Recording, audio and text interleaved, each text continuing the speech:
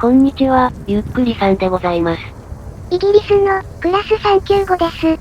それから、はっちゃんは、はっちゃんは、行ってしまった。はっちゃんともあろうものが、なぜこれほどまでに近づけてしまったのか。別の企画の担当に移っただけですって。そうでした。なので今回は、あの子の代わりになる、別の人員をご用意しました。はい、皆さんこんにちは。銀様ですよー。お久しぶりです。お元気にしてましたか？ということで、これから私たちは、シチリア島に別れを告げ、新たな場所に旅立ちます。行き先は、まあお楽しみにしましょう。せっかくですから、最後も鉄道連絡船に乗って、本土に渡ることにしました。帰りの船は、2022年に就役したばかりの新鋭船、イジニア号です。船内を見ていたら、仙台イジニア号に備え付けられていた、鐘が飾ってありました。この船は、鉄道車両用デッキの後ろ側が、屋根のない、オープン構造です。その上部に、旅客用スペースが設けられていますから、デッキからは、パンタグラフを折りたたんだ、電気機関車の屋根が見えていました。いつもの通り、ゆっくりは屋根の機械類を凝視。使い物にならないので、私たちが軽く、周りをレポートします。列車を積み込み終わった連絡船は、早速、大小の船が並ぶ港内を、動き出しています。メッシーナの港は、こう描いた、巨大な防波堤の奥にあります。防波堤の周りは、船のメンテナンスを行うドックや、沿岸警備隊、イタリア海軍の基地があり、その向かいに、巨大な客船が着岸できる、広い岸壁がある構造です。私たちがシチリアを訪れていたのは、夏のクルーズシーズン。毎日入れ替わりで、高層マンションのような客船が、メッシーナに出入りしていました。シチリアは、地中海を巡るクルーズには、欠かせない寄港地です。豪華客船は、朝にメッシーナに到着すると、お客さんを降ろして、昼間にワンデートリップを楽しんでもらい、夕方、または夜に、次の港に向けて出発する、というスケジュールが多いようです。そんな客船の横を、本土に向かう、鉄道連絡船や、シチリア島北部に点在する、離島を結ぶ、高速フェリーが行き来していました。さてさて、船の話はこのくらいにして、鉄道に、進路を変更しよう。今回からお伝えするのは、自他ともに認める、超大失敗作。名列車の中の名列車、と言ってもいい車両だ。私は以前から何度も、この列車を特集しようと計画していた。だがその度に、実車が予想をはるかに上回る、とんでも芸をやらかし、何年も動画にできないでいたのだ。でもその前に、別の名車をお話ししておこう。いきなりあれをやっちゃうと、ショックを起こす人も多いでしょうから、まずは簡単なものを紹介して、体を慣らしていかないとね。慣れ、が必要なんですか？あれは、大ショック防御が必要なんです。ということでご紹介するのは、私たちが何度もお世話になっている、イタリアの特急揚客車だ。この車両たちは、1985年から93年にかけて、800両以上が製造されている。製造された期間は、ちょうど、100系新幹線と同じぐらいなんですね。言われてみればそうかも。この客車は、時速200キロ対応の高速容台車を履き、在来線特急のスピードアップに貢献。客室には、エアコンや二重窓が備わり、長時間の乗車でも快適に過ごせる設備が盛り込まれていた。性能や設備に目立った欠点がない優秀な車両だったが、個室だけで構成された客席は少し古さを感じさせていた。これを解消すべく、2000年代になると、大幅な改装プランが発表され、近代化工事が開始される。オーソドックスな個室が並ぶ客席は、壁を取り払って、オープン客室に変更。座席を増やしつつ、時代に合った内装にするものだ。それとともに、新たな座席が装備され、天井や床材を張り替えてリニューアルする。座席には、電源コンセントが追加され、バッテリーの残量を気にすることなく、モバイル機器を使用できるのが強みだった。この改修は、当時現役だった、すべての特急客車に対して行われ、イタリアの客車特急は、さらなる飛躍を遂げる。はずだ、さあ。いつものお約束が来るの、早くないですか？だってこれ一応、前振りなんだもん。実際に回収を始めてみると、作業に時間がかかり、1両あたりにかかる工期の予定を大幅に超過していたのだ。この一因には、施工不良が多く、やり直しがあったことが挙げられる。コスト、時間の両方をオーバーし、一向に進まない回収に、国鉄、トレニタリアは、見切りをつけてしまう。最初は、900両に対して行う改装を、半分の、450両で打ち切り、残りは従来の設備のまま、運転を続けることにしたのだ。あれ？どうしたくまちゃん。この客車って、800両が製造されたんですよね。なのに、改装の対象だったのは、900両って、どういうことなんです？ああそれはね、主力の客車に加えて、1970年代に製造された、古い世代の車両も、回収する予定だったからなんだよ。だからこの計画は、回収対象の総数から、IC901 と呼ばれていた。やってみたら結局、IC450 になっちゃったんだけどな。改装が済んだ車両は、当時登場したばかりの新種別、ユーロスターシティ、そしてフレッチャビアンカの専属となり、長距離路線に投入される。その後次第に、在来線特急、インターシティにも、改装車が普及。インターシティでは、未改装車と一緒に編成を組み、全国を走り回っていた。こうして、20世紀後半から2020年代まで、イタリアの特急を構成した客車たち。だが、2020年から、改装ができなかった車両から、少しずつ引退が始まった。加えて、2022年末のダイヤ改正で、フレッチャビアンカの種別が廃止されたため、回収された車両にも、余剰が生じている。こちらは、まだまだ使えるので、他の鉄道会社、もしくは外国に、中古車として販売されることが計画されている。改装作業って、予想外に時間がかかることがあるんですよね。もっとも、イタリアの客車の場合は、別の要因もあったんですけど。気がつけば、本土の港が近づき、短い船旅が終わろうとしています。私たちは今まで、フレッチャロッサや、シチリア島の列車など、イタリアの列車を紹介してきました。ここからは、イタリアを少し離れ、別の国の車両を紹介したいと思います。いや、全然離れられないんだけどね。むしろ、この国の存在が欠かせない車両でしょ？ということでここからは、水の国、オランダに舞台を移していこう。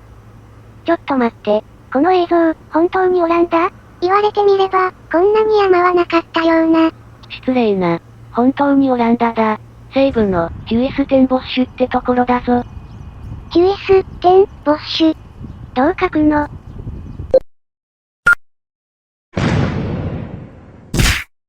ゆっくり、怒るぞ。はたいてから言うな。そこなら行ったことがあります。温泉もあって、居心地がいいところでした。くまちゃんの実家からは、割と近いかもね。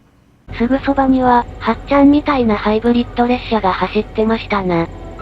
オランダは、日本の鉄道の発展に、大きな影響を与えた国です。この国は、干拓をして、土地を人工的に作り出したため、弱い地盤の多い国でした。なおかつ、比較的短い距離で、中小の町が点在しています。このことから鉄道は、重量を編成全体に分散させ、1軸あたりにかかる重量が小さい、電車が、昔から積極的に導入されていました。また、電車は、機関車が引く列車より、駆動軸が多いので、加速力が高く、短い距離で、高い速度まで加速できることも特徴です。日本国有鉄道の技術者、島秀夫は、ヨーロッパ各国の鉄道を視察する中、電車が輸送の主力を担っていた、オランダの様子に発想を得て、戦後、日本の鉄道に、電車の導入を推進。客車を用いた列車よりも、高頻度、高加速運転が可能な点を活かして、首都圏向けの、長距離通勤電車を開発します。その後、電車構造の、急行型車両、東京、大阪間を走る、長距離特急を、次々に生み出したのです。こうした、着実な積み重ねの集大成として、皆様ご存知の、新幹線が誕生しました。このように、電車が縦横無尽に走り回る、日本の鉄道の原点になったと言ってもいいほど、重要な存在である国、オランダ。だがこの国には、21世紀になるまで、日本では日常になっている列車が存在しなかった。それは、高速鉄道路線。でもオランダって、あんまり広くない国じゃん。そんなものが必要なの？と思う方も多いだろう。確かに、干拓をして土地を広げたオランダは、国土が大きくないイメージがある。でも意外にも、国全体で見ると、九州よりも大きい広さなのだ。加えて、首都と主要都市の間は、30から60キロ離れ、思っている以上に移動に時間がかかる。さらに、隣国ベルギーとも、深いつながりがあり、日常的に、両国を行き来する人が多い。だが鉄道は、時速200キロ台で走れる、高速路線がなく、列車の最高速度は、160キロが限度。それも、一部の区間だけで出せる状態なので、オランダ、ベルギーの首都同士を結ぶ列車は、片道3時間もかかっていた。しかもこれは、数少ない最速列車に乗った場合の話。時間帯によっては、国境で乗り換えが発生し、不便なダイヤだった。これを改善する切り札として、2000年に高速線の建設が開始される。区間は、オランダの首都、アムステルダムから、ベルギーの首都、ブリュッセルまで、途中、欧州最大の貿易港がある、ロッテルダムと、ベルギーの港湾都市、アントウェルペンを経由する。全線が開業すると、アムステルダム、ブリュッセル間は、3時間から2時間未満へ、一気に短縮される計画だった。線路の最高速度は、時速300キロで設計され、パリから直通している国際列車、タリスが、最高性能で走れるようにした。新たな路線の建設とともに、オランダ、ベルギーの両国鉄は、共同で、高速専用の、新列車を計画する。突然ですがここで、お詫びとお断りです。これからご紹介する車両は、まともに動いた期間が極端に短く、私が撮影できた素材は、写真がたったの3枚、動画も2つしかありません。なので、2019年に復活した、現在の姿の映像を、大量に使用します。カラーリングなどが、オランダ時代と異なりますが、どうかご容赦ください。オランダとベルギーが計画した、新高速列車は、都市近郊では、国際空港駅や、中規模の駅にも細かく停車するため、加速が速い、電車方式を採用。経済性、路線の状況を考慮して、最高速度は、時速250キロとした。編成は8両で、1列車で輸送できる人数は、およそ550人。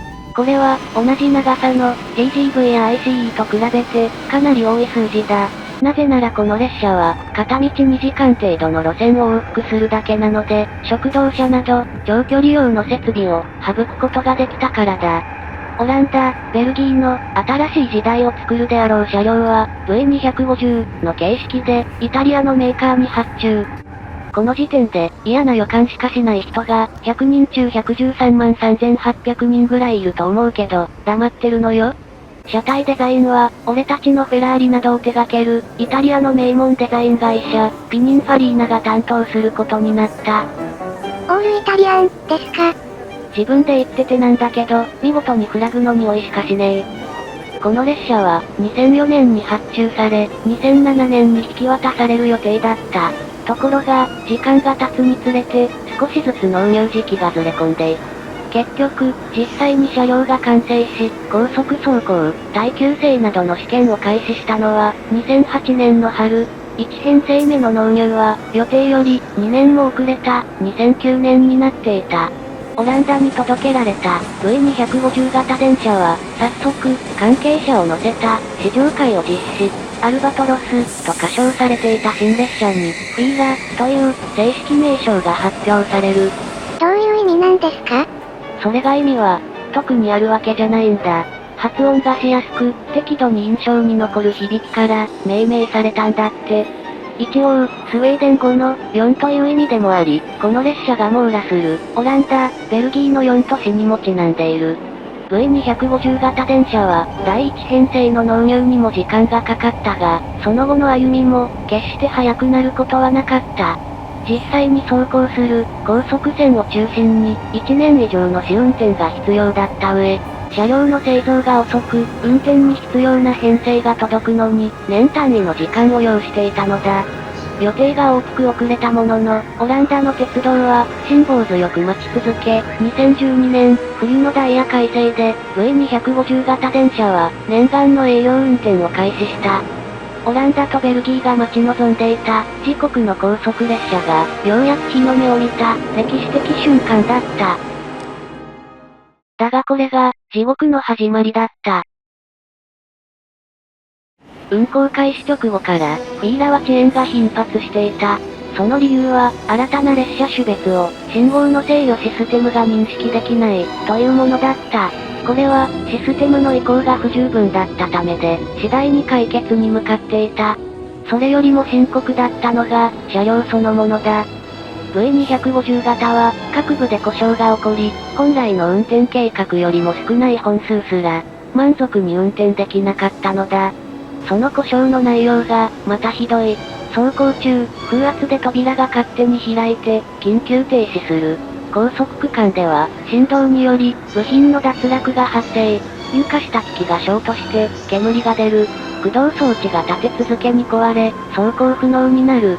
車内の椅子、テーブルの立て付けが悪く、ただ座ったり、握っただけでパーツが取れてしまう。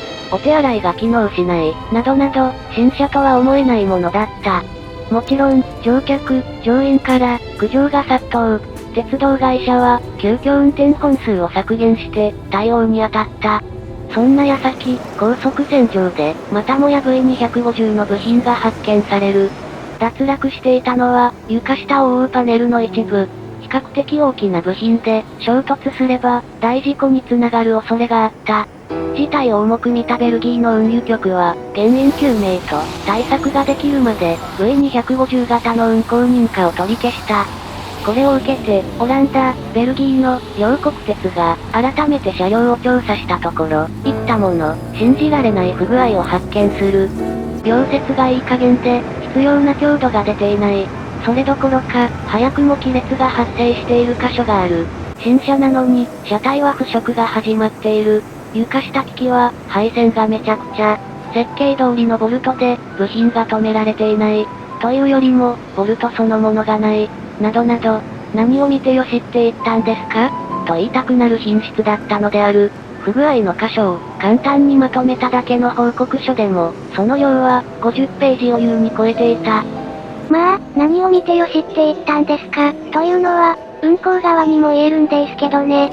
当たり前の話ですが、メーカーから届いた車両、それも新型車を、鉄道会社が何もチェックせずに運行開始することは、まずありません。何度も試運転をした上、運輸省の試験官が立ち会いのもと、きちんと安全性があることを確認、そして認可を受けているはずなんです。ところがなぜか、この試験をパスして、ダメダメな車両が、運転を始めちゃっていました。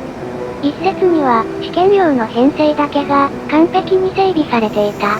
とか、V250 型の投入が、遅れに遅れていたため、2012年12月のダイヤ改正に、デビューを間に合わせるよう、限りなくアウトに近い、ギリギリセーフにしちゃった、なんて噂があります。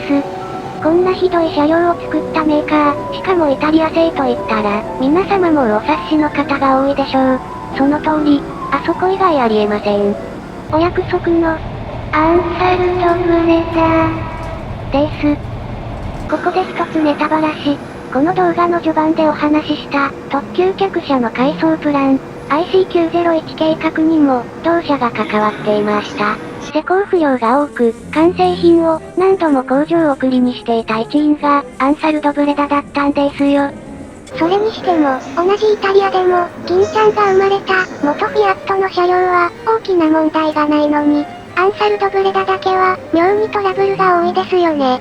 特に2000年代になってから、IC901 計画、デンマークの IC4 と IC2、そしてこの V250 型、フィーラと立て続けに、いくつものトラブルを抱えた車両を生み出しています。